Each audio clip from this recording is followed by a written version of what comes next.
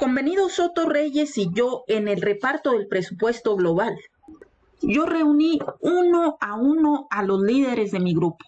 Primero al senador Gonzalo Bautista, de Puebla, y le dije: tocayo, además de tus 1,000 pesos oro de sueldo, tu riego, 5,000 pesos oro mensuales, tendrás un sobreriego de 15,000 pesos oro al mes.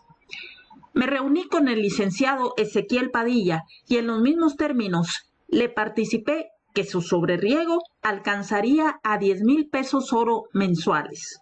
Y a todos los demás senadores les asigné, además de sus 1,000 pesos de sueldo y 5,000 pesos de riego, otros 5,000 pesos oro de sobreriego, y yo me reservé, además de mis emolumentos y riego, el resto del presupuesto global, descontando 10,000 pesos oro de gratificación mensuales para el flamante oficial Federico Medrano B., hombre muy honorable, pero nada honrado. Gratifiqué también debidamente al tesorero y al subtesorero del Senado.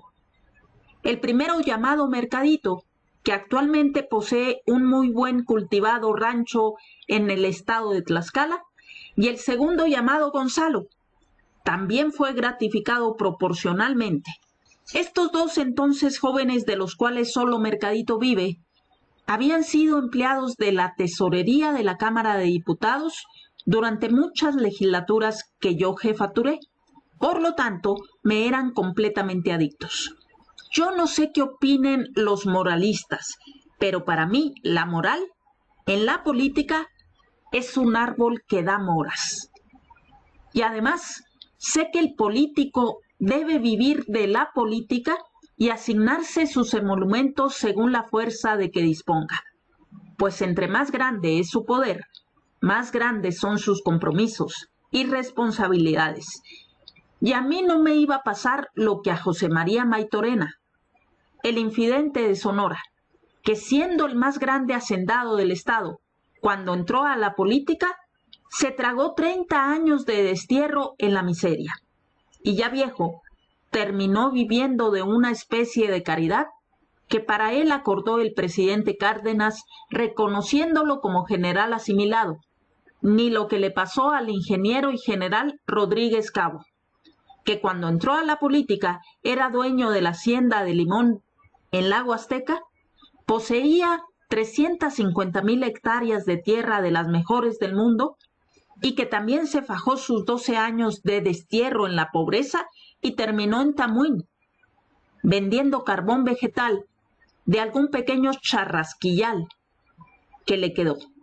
Ni tampoco lo que le sucedió al general Ángel Flores, que siendo gobernador de Sinaloa varias veces y comandante militar desde la Baja California hasta Jalisco, cuando murió lo tuvieron que enterrar por colecta. Esos ejemplos me sedujeron para no seguirlos, por considerarlos poco inteligentes. Yo nunca fui coyote ni comerciante, ni dediqué el tiempo que tenía para la política, ni mis influencias, que fueron muy grandes, para hacer negocios. Trabajé en los ranchos y en la ganadería, en lo que siempre he sido competente, y me aproveché de las 2 guerras mundiales, comprando ganado flaco, muy barato, y vendiéndolo gordo, muy caro. Claro que mi posición política me proporcionaba muchas ventajas en estas actividades, las que siempre he sabido aprovechar. Sin embargo, el político, cuando es verdadero político y se le presenta una situación difícil en su carrera, si el caso lo requiere, para triunfar debe gastar todo con valor, lo ladino y lo manso, si fuera necesario, lo mal y bien habido. Eso sí, si gana el albur, debe cobrar lo viejo y con camonina. Más en mi caso, que en estas empresas siempre me jugué la vida.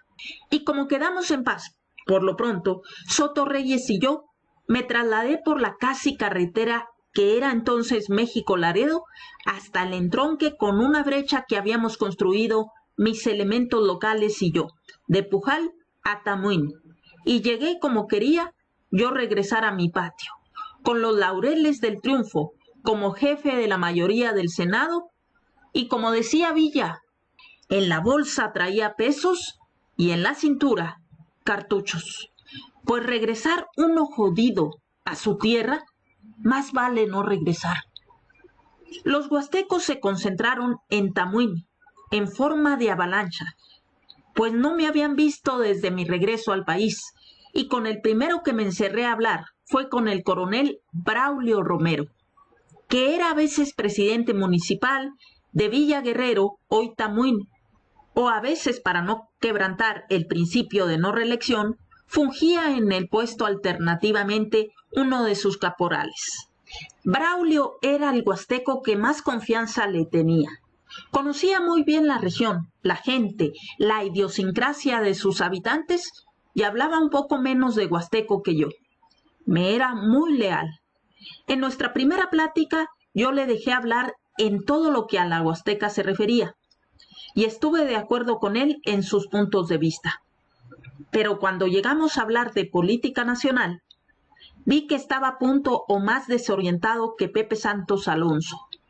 Empezó diciendo: el general Zedillo está hecho un Cristo, echando 6 ases con 5 dados. Estaba Braulio entusiasmado y creído de que la figura de Zedillo había cuajado nacionalmente y que tenía un gran arrastre popular e iba a barrer con Mujica, que Mujica era no nada más impopular, sino odiado.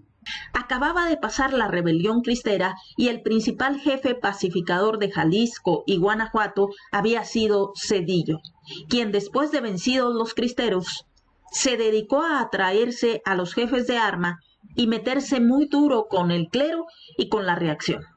Pintaba al general Mujica como el candidato de Cárdenas.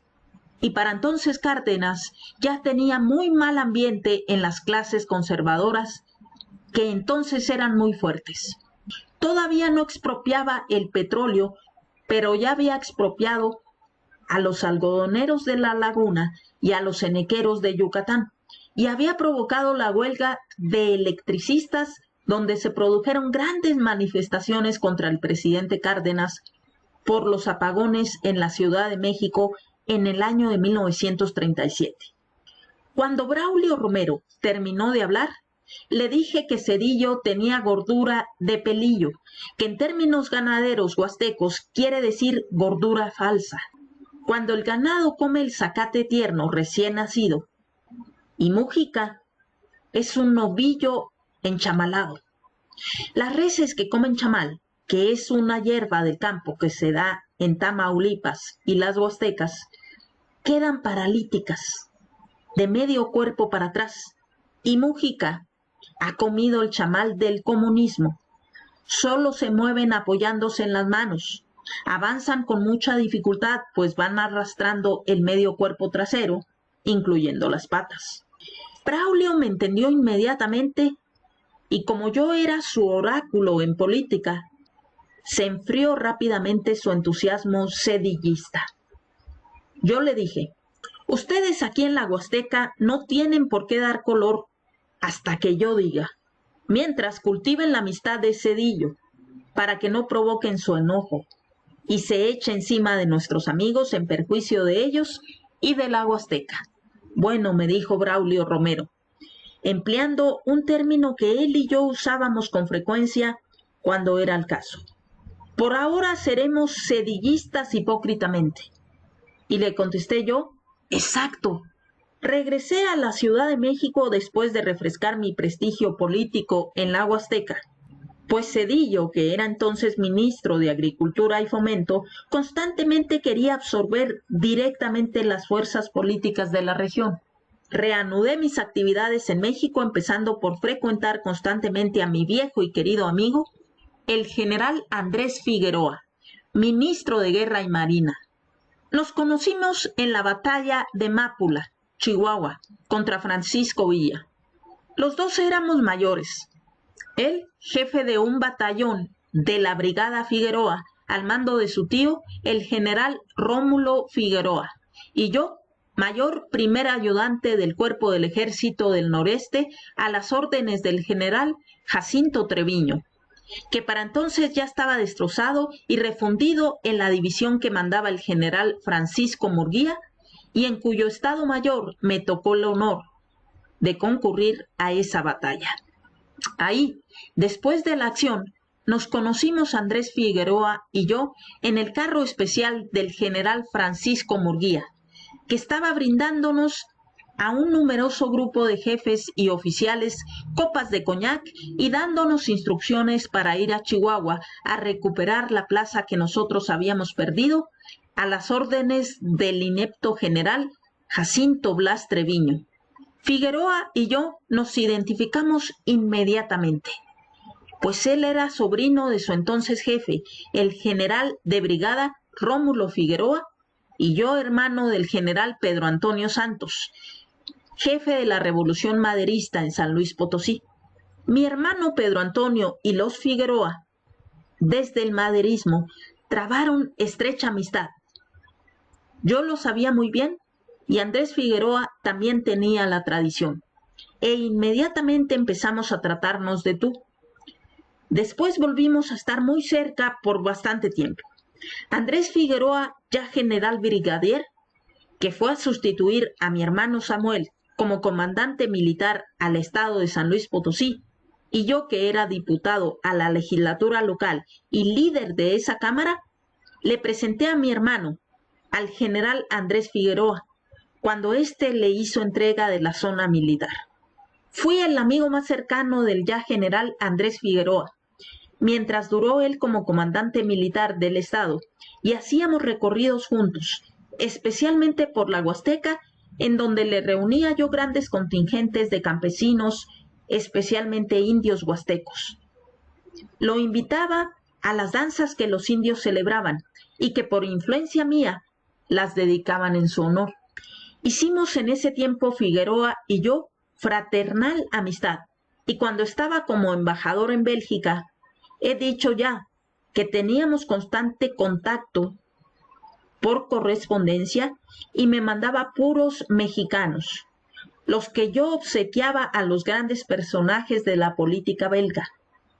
Desde que yo había regresado de mi misión diplomática de Bélgica, Figueroa era el ministro de Guerra y Marina en el gabinete del presidente Cárdenas, desde el día que Cárdenas y Calles rompieron relaciones. Y una vez que tuve la preeminencia en el Senado, hice más frecuentes mis reuniones con el general Figueroa, casi siempre en un restaurante que se llamaba El Retiro. Éramos espiados, Figueroa y yo, por un capitán granuja llamado Porfirio Rivera Zavala, de San Martín, Chalchicuautla, lejano pariente mío. Este espionaje lo sospeché desde el primer día, pues conocí a Zavala como un abyecto rufián. Pero me lo confirmó plenamente después el general Manuel Ávila Camacho, cuando lo acompañé en su gira por toda la República, cuando él era candidato a la presidencia. Ya que nos habíamos reunido muchas veces el general Figueroa y yo en comidas privadas, le hablé claro y le dije: el panorama político de la República lo veo yo de la siguiente manera. Aspiran a la presidencia de la República los generales Francisco J. Mujica, ministro de Comunicaciones y Obras Públicas; Rafael Sánchez Tapia, ministro de Industria y Comercio; el general Saturnino Cedillo, ministro de Agricultura y Fomento; y en forma confidencial, el general Gildardo Magaña, gobernador de Michoacán. Mujica, seguí diciendo, tiene todo el apoyo del general Cárdenas para su labor de agitación desde el Ministerio de Comunicaciones. Pero Cárdenas es un zorro, y tú lo conoces tan bien como yo, y está dejando que Mujica se mande por lo pronto. Sánchez Tapia es un dipsómano, ladrón y por último cacarizo, y es anticonstitucional en México que un cacarizo llegue a ser presidente de la República. A Magaña lo ha puesto Cárdenas de gobernador en Michoacán, donde no se mueve la hoja del árbol sin la voluntad de Cárdenas, y Cárdenas con esto pinta su gobierno de zapatismo, pues es el origen de Magaña. Tú no has sonado para nada como candidato a la presidencia, Eres muy íntimo amigo del general Cárdenas. Te tienen el gran concepto que mereces. Tienes más prestigio militar que el mismo presidente, más ameritada hoja militar de servicios y más prominente origen revolucionario. Déjame que yo empiece a trabajar poco a poco a algunos militares a los que les hagas ver en forma indirecta la amistad que nos une y la confianza que me tienes. En cuanto a los políticos de las cámaras, los dejaremos para después, cuando ya haya agarrado agua a la nube entre los militares. Figueroa estuvo completamente de acuerdo conmigo. Solamente me dijo que apoyaríamos al presidente Cárdenas en todas circunstancias.